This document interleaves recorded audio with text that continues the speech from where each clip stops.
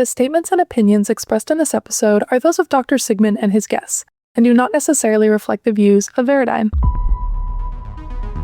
It's time to do healthcare smarter. This is Smart Medicine, hosted by Dr. Scott Sigman and powered by Veradigm.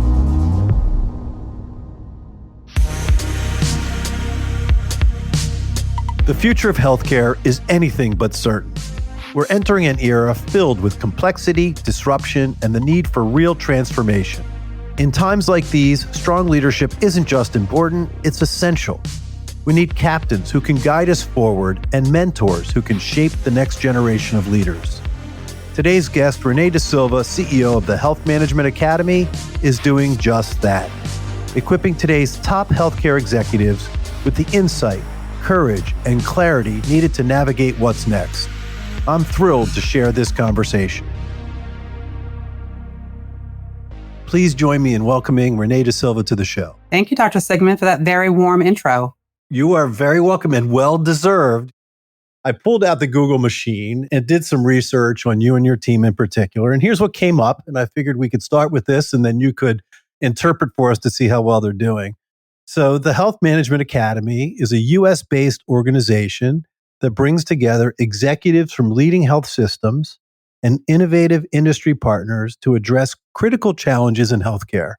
Founded in 1998 and headquartered in Arlington, Virginia, THMA has cultivated a premier membership-based community of healthcare's most influential change makers. So how did Google do? I think they got it right. I love that. And I think that feels very true to our mission. If I were to put that in a tagline, I would say we power our community to drive health forward.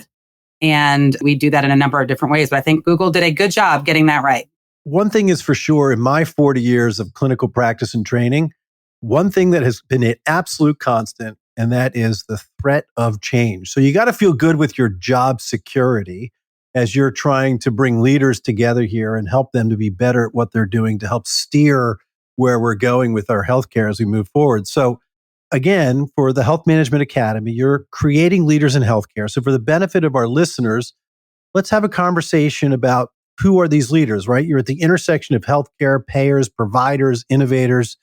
Are these doctors? Are they insurance executives? Are they leaders of healthcare startups? Is the answer yes to all of that? Give us an explanation. Yes, that's a great question. So we principally serve health system leaders. And if you think about any major health system, there are, more than 20 different leaders of different functions. We have a homeroom or a place for those leaders to engage in salon-style discussion all around the challenges and opportunities in healthcare and how do we as an industry try to move those forward.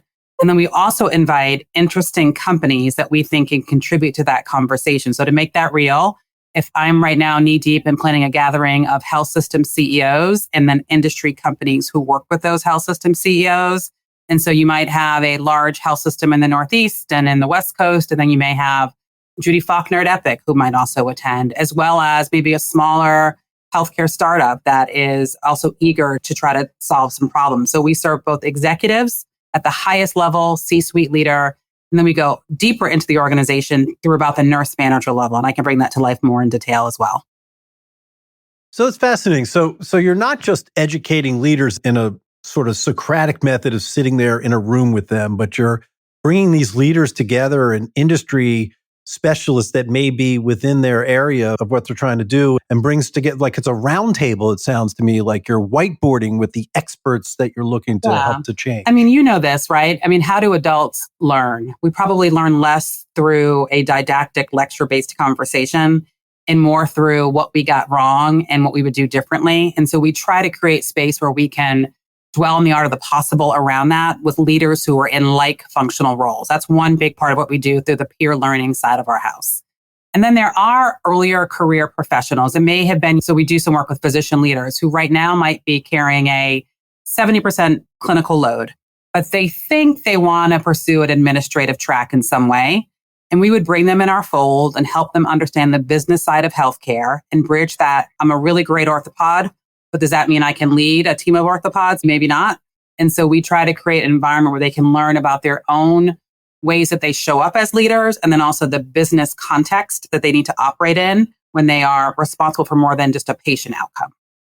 So it's not an MBA, it's a practical experience of really trying to have interactions. I love that. Like nobody wants death by PowerPoint anymore, that's for sure.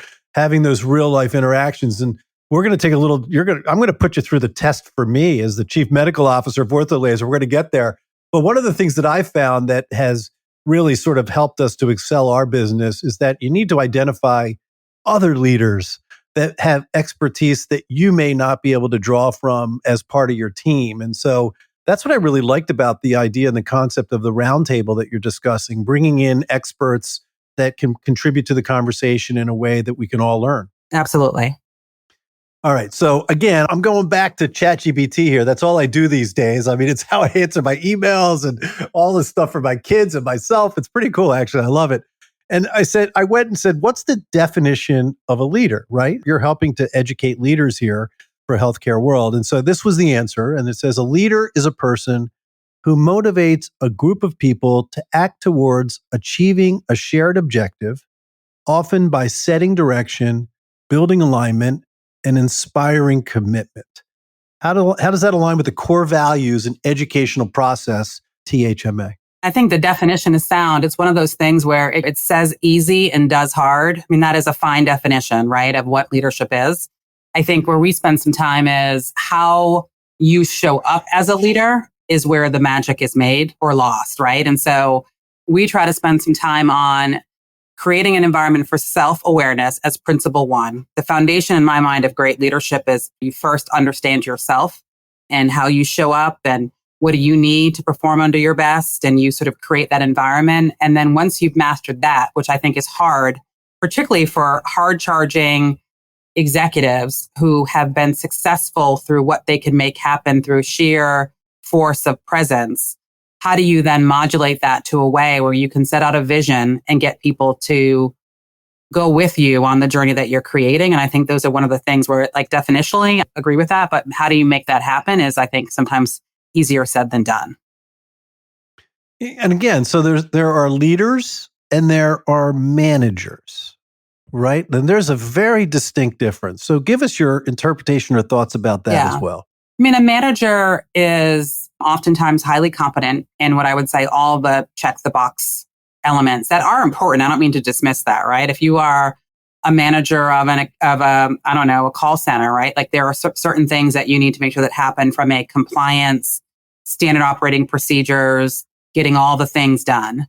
And then at least I think about the leaders from whom I draw inspiration have this mix of, they are coaches, they are motivators and cheerleaders. They may even have a little bit of they can sort of inspire you to see the parts of yourself that you may not miss or that you may not be aware of. And so they have this mix of, they certainly have some technical acumen that can help you get through what's in front of you, but they help you reach objectives that maybe you thought were not possible. And they do that in a lot of different ways. Some are more quiet and maybe more introverted. Some might be more gregarious and more extroverted. So there's not one right way for it to happen, but they're able to make the sum of the parts more powerful than any one individual.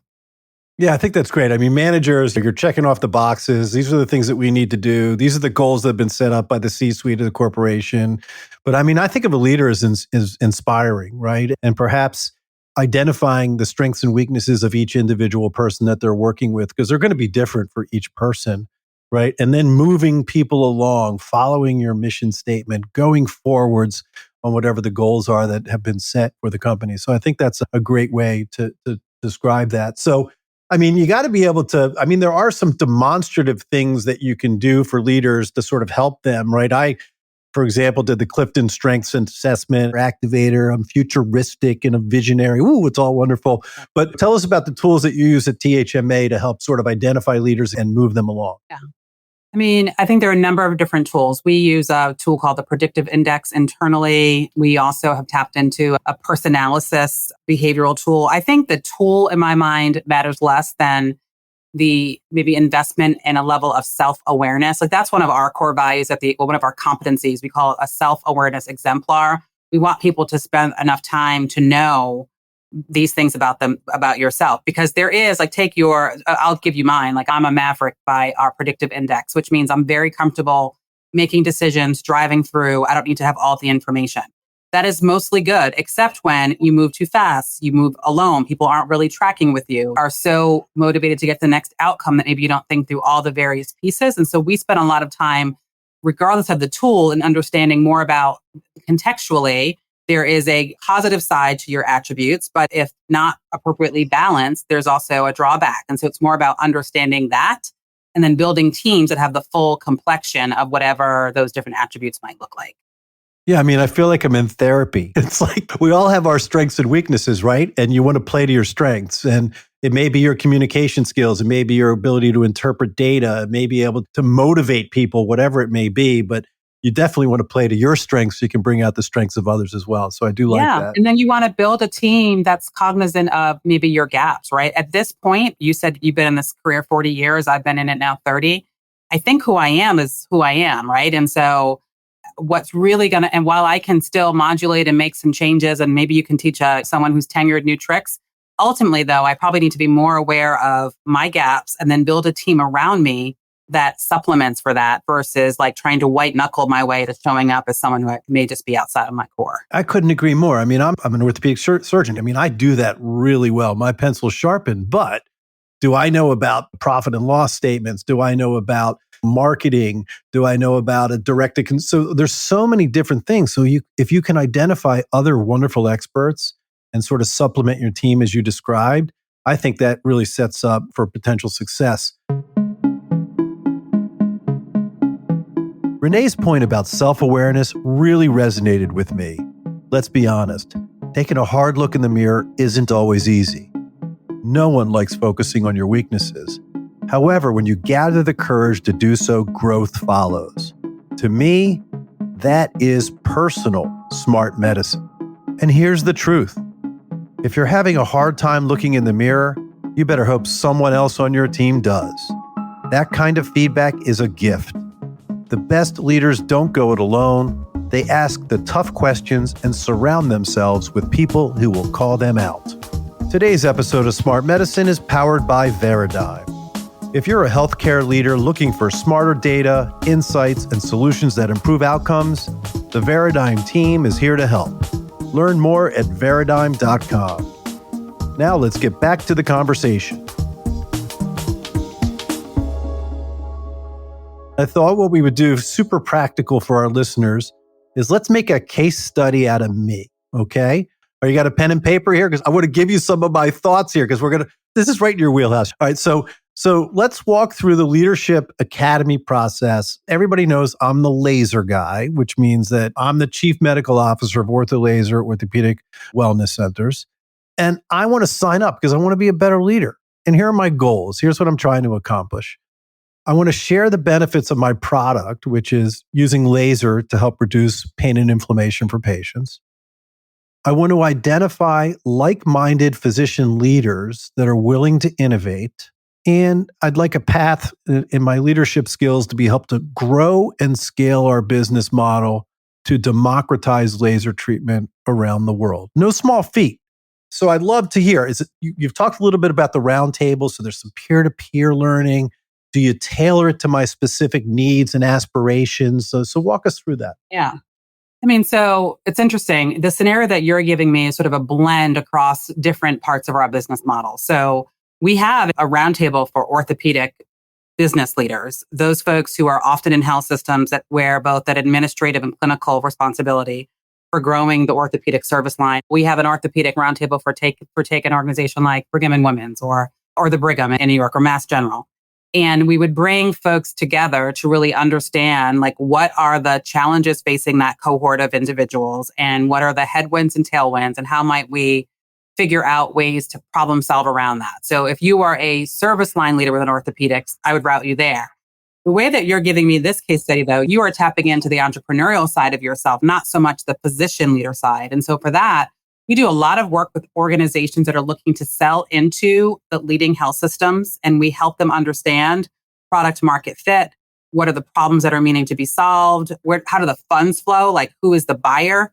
How would organizations sort of evaluate an investment decision on things like a laser product for pain management? who would be the universe of potential places for that to land. So we would probably put you more through a product that we have built called Academy IQ that helps industry organizations understand how the buyer universe for their sort of opportunities would react to the opportunity, and then help you think through things like, how do you pitch it? How do you go to market around it? What are going to be some of the challenges that you face? So I'd route you to the non-leadership division side of the academy, which is much more about commercial acceleration for industry companies who sell into health systems. It's a much broader perspective than I had anticipated. You think of an academy where, all right, I'm going to go to school and they're going to teach me how to become a better leader. But there's a lot more going on here. I really like this concept of how you're bringing people together. And I also, as a businessman, there's the financial side, you're going to need fundraising, but this is very different. But yet you can bring together experts that have been through this before, maybe not the exact process, but it's a process of meeting with people who can provide ideas and counsel. You're whiteboarding and then coming up with grandiose ideas, which hopefully come to fruition. So I really like that. Yeah. And sometimes they're not grandiose, right? Like sometimes the power of small moves in terms of creating momentum can be really powerful. We just try to create an atmosphere where there can be some ideation and then understanding what could move the needle on better patient outcomes or better staff engagement or whatever the sort of metric that people are trying to move. We try to create bespoke environments to make that happen. So that's really cool. I really like the concept and idea a little bit more than what I was anticipating. We always looked at, again, we're going to have a little bit more fun. You're going to give a TED Talk, I can tell. You just haven't scheduled it yet. You stand on a red circle, there's no teleprompter, and then you have a live audience in front of you. You have to memorize your talk. But we're not going to do all that because you're going to prep for it right now. So you're going to be ready when you're ready to roll. So if you were going to say, what would be your top recommendations to help make effective leaders in the healthcare space based on your healthcare leadership journey? I would go patient back. I would say I'd start from the inside out. So if you think about the challenges broadly facing the country as it relates to healthcare, and I'm going to oversimplify this. We're spending 17% of our GDP, that's as of 2023, on healthcare expense. It feels like it is reaching a breaking point, if it hasn't already, on affordability. It's becoming harder to access, and it's filled with complexity, right? It's the joy of work for physicians and nurses are at an all-time low. And I think patients, when they're in their greatest moment of need, they have the hardest time accessing the system. And so I think healthcare calls for leaders who are mission-based and have a deep motivation beyond commerce. And if you want to make a quick buck, there are probably easier, less stressful places to do it. And so I just sort of go to, how do we reimagine healthcare delivery from the lens of getting better healthcare to more people? And I think starting from a leadership position of the why, to me, is when I meet leaders who I really have a ton of respect for, it's like they're very clear on the why. And so I would start with this question: what is your why? Why, like, what is it? And you sound like you have one. And so I would just start with, what's your why? Then I would go to, there's such a need for leaders that I would say, because so much does change and there's so much challenge in this industry, I'd say there are two things that I am noting, and even my CEO conversations, of which I spend a lot of time with health system CEOs, is how are you adaptable and how are you resilient? And how do you do all of that through a lens of empathy and connecting with people who don't always think like you, look like you, have the same experience as you? So I would say, like, broad brush, that would be my advice to people who are trying to think about a career in healthcare and how to show up as leaders in a way that would sort of move the industry forward. I love it. So you're right. I mean, we spend more GDP on healthcare than any other country in the world, and it hasn't necessarily provided all of the solutions. So what is your why for your leaders? You have to be adaptable, you have to be resilient, and then you have to make empathetic connection. I really like that sound wisdom right there for our listeners as well. So Renee, there is a little bit of eroding trust that's happening in healthcare. And how do you want leaders to help to build that trust back again?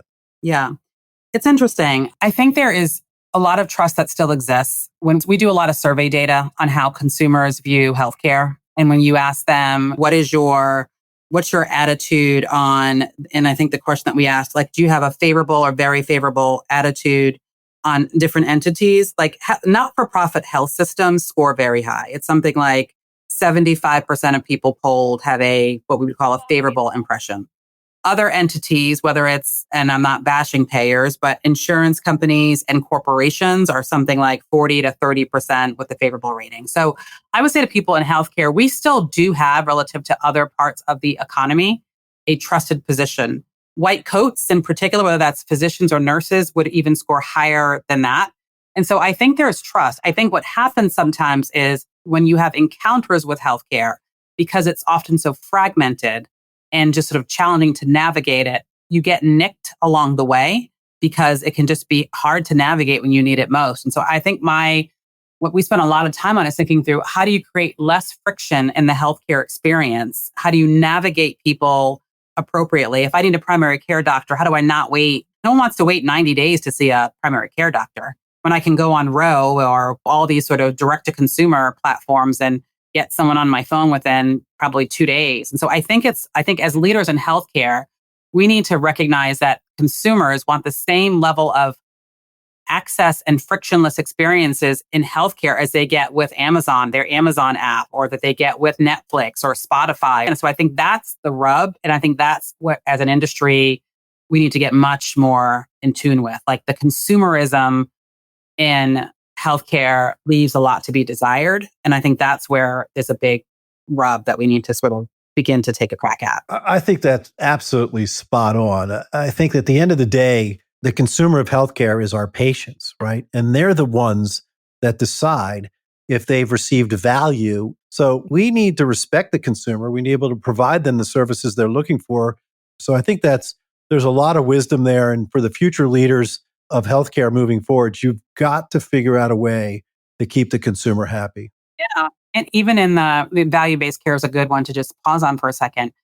Even that nomenclature, like no one really wants a value. Like no one wants, like, sometimes when you say something like value-based care, that might smell of like, I'm getting the Walmart instead of like the Neiman Marcus brand. What people want is proactive care and anticipatory care and guided or curated care. And so even like we spend a lot of time on language does matter in terms of how people experience things. And there is a lot of room to grow in that. And then I think there are just a level of just really running at that and learning from other industries that have been able to maybe move faster on this. And I think healthcare could learn a lot from other segments of society that's done a better job on that consumer experience. Yeah, I love that. Language and words do matter. All right, let's take a little bit of a pivot now and let's talk about the world in which we live, which we used to think was the future, but it's here for us right now. And that's the advances in technology, right?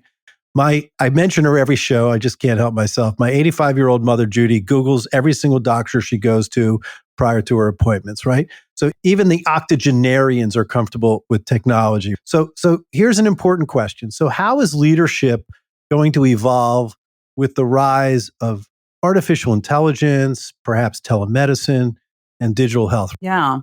I mean, I think it will be like anything else. Like you will either be a leader who adapts and gets comfortable with new technology in whatever form it takes, or you will be sort of left behind, is my view. I don't have a doom and gloom where it's going to have it's definitely going to impact the way that we work differently. And it's going to require people to get comfortable with technology in ways that maybe you hadn't accounted for. I feel very optimistic about it. I mean, when you think about healthcare and how people dependent it is, and some of just the sort of math problem we have in terms of baby boomers exiting the workforce and the next generation not replacing them at the right rate, we are going to have to find ways to stretch talent and have, like, even if you take nursing delivery as an example, at some point we're going to be having a conversation around a nurse to patient ratio that looks nothing like it does today, because we may be in a situation where there's just not the labor to support it. And we're going to have like human and AI dyad models of care as one example. And so I think organizations that embrace it and run towards it versus covering their head in the sand and just hoping it doesn't happen will be served well through it. And I think it's on all of us to figure out, even in my own company, it's like, how do you there are always pockets in any company where there are people who are leaders and people who are laggards as it relates to embracing new technology? And how do you get like the overall organizational IQ on AI and AI models higher so that maybe we could be more productive and do more and work more efficiently and be more creative because you free up some of that sort of mind share. So that's my take on. I'm not a technology person by design, but I think it's like objects in the mirror are closer than they appear is definitely, in my opinion, sort of the case with how AI in particular will impact all of our work. I am all on board with you on the optimism for humanity and artificial intelligence. I was listening to Bill Maher the other day on his podcast, and he's all doom and gloom. He's like, the robots are going to kill us and they're going to take over the world. But I mean, there's so much that you can see now with artificial intelligence. You can have a virtual or an ambient scribe. So I think AI is going to help us to eliminate some of the mundane tasks in life that will make us better. So I'm with you. I'm going to be optimistic about AI. I'm with you too. And on that one, do you think that you hear a lot of physicians talk about the pajama time and how much time they're spending on scribing after hours? Do you feel like that's going to return a little bit of joy back to medicine? Potential for them? So. We're the caregivers of human beings. We want to have interaction. We want to communicate. If you don't like people, don't be a doctor. You say that to the kids all the time, right? You really want to like people. That's what we do for a living. So I'm totally bullish on the fact that AI is going to make us better as we move into healthcare. One of the other things, Renee, that we like to do on the Smart Medicine podcast is we like to sort of get a sense of what's going to happen in the future. So as someone who sits at the intersection of innovation, leadership, and strategy, if you had to look 10 years ahead, what do you envision as the most significant transformation in healthcare delivery? And what must today's leaders do to prepare for that future? So if I looked 10 years ahead, I think that the only thing that we know is that there'll be more uncertainty. There's a lot of headwinds if you track what's happening on the Hill right now and the level of reimbursement cuts to Medicaid and some of the ways in which healthcare will be funded will make us have to operate quite differently. And so the only thing that I would draw my confidence in is just that we saw through COVID and other economic downturns, the ways in which resilient leaders find ways to make things happen. So there's always opportunity during challenging times. I think we will be looking at a much more omnichannel way of getting care. I talk to some leaders now and we're able to sort of predict if I have a baby today, in 8 days, I'm going to have a required set of services that I'm probably going to need. And there's going to be a way for AI to care navigate me. And I'm going to be able to sort of get what I need at the right time in the right setting, right? We're going to see an environment where more care might be delivered at home because we're going to figure out through remote patient monitoring devices, ways that we're able to manage people's healthcare episodes, not in an inpatient setting. And inpatient settings will look like more like critical care factories than what we're using them for today.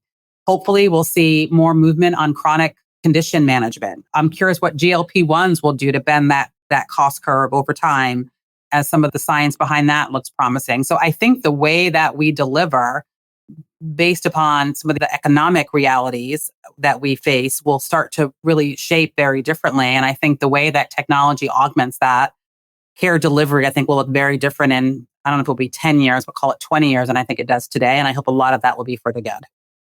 You can't predict the future. So having leaders that are agile, adaptable, and resilient, and allowing people that they bring around them to help make a difference, I think is spot on. So that's really awesome. That is smart medicine. Appreciate that. All right, Renee, before we wrap up, I want to bring you into a new segment we're calling A Lesson in Leadership. It's simple but powerful. What's one leadership lesson you had to learn the hard way? Something that fundamentally changed your vision of leadership.